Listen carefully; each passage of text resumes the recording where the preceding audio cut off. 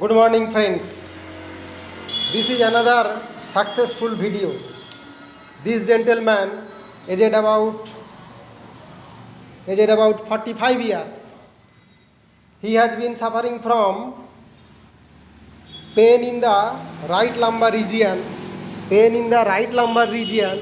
which is referred to the pubic region. The character of the pain is burning in nature, and for this he has been suffering from last 6 to 7 months ago, and also suffering from uncontrolled hypertension. He also taken anti-hypertensive allopathic drugs, but these anti-hypertensive drugs does not relieve his high blood pressure. He has been residing at Keshiapata of Jhargram district. তো উনি ঝাড়গ্রাম ডিস্ট্রিক্টে বসবাস করেন। কেশিয়াপাতা নামক একটা জায়গা আছে। তো উনি সেখান থেকে আমার বেল্লার চেম্বারে এসেছেন আমাকে দেখানোর জন্য। তো উনার মেন সমস্যা ছিল ওই লাম্বার রিজিয়নে একটা পেন, যেটা কিনা পিউবিক রিজিয়ন পর্যন্ত রেফার করতো, এবং এই সমস্যা নিয়ে তুমি কতদিন ধরে ভুগছিলে? 6-7 মাস ধরে ভুগছিলে। এবং এটার জন্য তুমি কি কি চিকিৎসা করেছো? হোমিওপ্যাথি খেয়েছিলাম ঝাড়গ্রাম থেকে হোমিওপ্যাথি ওষুধ খেয়েছো, কিন্তু কোনো রেজাল্ট পাওনি। আচ্ছা, এবং এলোপ্যাথি ওষুধও খেয়েছো? এলোপ্যাথি ওষুধ খাওনি। আচ্ছা, তো হি যে লাভার অফ হোমিওপ্যাথি, উনি হোমিওপ্যাথি খুব ভালোবাসেন, হোমিওপ্যাথিকে বিশ্বাস করেন, বরাবর হোমিওপ্যাথি চিকিৎসায় করার চেষ্টা করেন। তো উনি হোমিওপ্যাথি দেখিয়েছিলেন, কিন্তু সঠিক ওষুধ পড়েনি, সঠিক চিকিৎসা হয়নি, সঠিক ওষুধ সিলেকশন হয়নি, তাই উনি উপকার পাননি। তো এই মতো অবস্থায় উনি আমার কাছে এসেছিলেন 29/3/2024 মার্চ মাসের 29 তারিখে এসেছিলেন। এটা হচ্ছে ওনার সেকেন্ড ভিজিট। তো তোমাকে যে আমি একবার ওষুধ দিয়েছি, এই একবার ওষুধ খাওয়ার পরে এখন কীরকম আছো বলো? ভালো আছে। কতটা ভালো আছে? মোটামুটি হয়েছে, অনেকটাই ভালো আছে। আচ্ছা, এর পায়খানার একটা ডিস্টার্ব ছিল, ক্রনিক ডিসেন্ট্রি, সারাদিনে 4-5 বার লুজ মুইকয়েড স্টুল ছিল, আর লাম্বার রিজিয়নে পেন ছিল, মাউথ অডার অফেন্সিভ।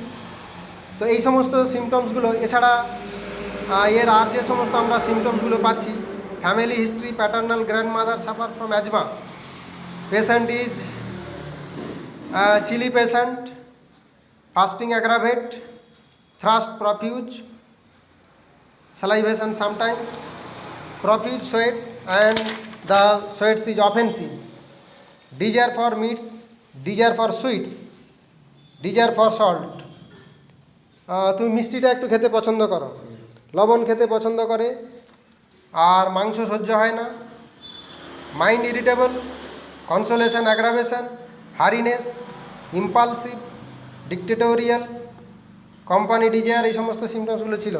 তোমার শরীরে রাগটা একটু বেশি বলেছিলে, এবং রাগের সময় রাগটা তুমি কন্ট্রোল করতে পারো না, মনে হয় যেন কাউকে মেরে ফেলি, অত্যধিক রাগ, ইম্পালসিভ, আর সমস্ত কাজকর্ম, খাওয়া দাওয়া, এই সমস্ত তুমি তাড়াহুড়ো করে থাকো।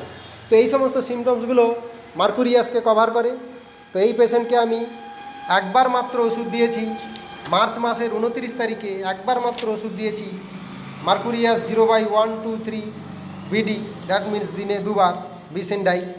তো শুনলেন বন্ধুরা রোগীর মুখ থেকে, এই ওষুধ খাওয়ার পরে রুগী আগের তুলনায় অনেক ভালো আছে। তো ইনার বাড়ির পাশেও অনেক হোমিওপ্যাথি ডাক্তার ছিলেন, ওনাদেরকে দেখিয়েছেন, কিন্তু উপকার পাননি। না পেয়ে উনি আমার শরণাপন্ন হয়ে আমার কাছে এসেছেন, এবং আমি তাকে আশানুরূপ উপকার দিতে পেরেছি। এটাও ওনার সেকেন্ড ভিজিট। যে একটু আধটু সমস্যা আছে, আশা করি আরও 1-2 বার ওষুধ খেলে রুগী অনেক ভালো থাকবে। এছাড়াও দেখুন বন্ধুরা, ওর হাই প্রেশার ছিল 150/100 mmHg। তো আজকে আমি প্রেশার মেপে দেখলাম 140/90, অর্থাৎ 10 করে কমেছে। সিস্টোলিক প্রেশার 10 কমেছে, ডায়াস্টোলিক প্রেশার 10 কমেছে। আরও কমতে হবে, কারণ এখনও ডায়াস্টোলিক প্রেশারটা 90 রয়েছে, এটাকে 80 করাতে হবে। সিস্টোলিক প্রেশার 140 আছে, এটাকে 120-30 করাতে হবে। তো এই রুগী প্রেশার কমানোর জন্য অ্যালোপ্যাথিক যে অ্যান্টি হাইপারটেনসিভ ড্রাগস রয়েছে সেগুলো গ্রহণ করছে, কিন্তু তা সত্ত্বেও কিন্তু প্রেশার কমছে না।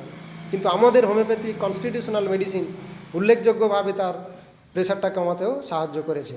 তো তুমি এই ভিডিওটা করার পারমিশন দিয়েছো, সেই জন্য তোমাকে অসংখ্য ধন্যবাদ।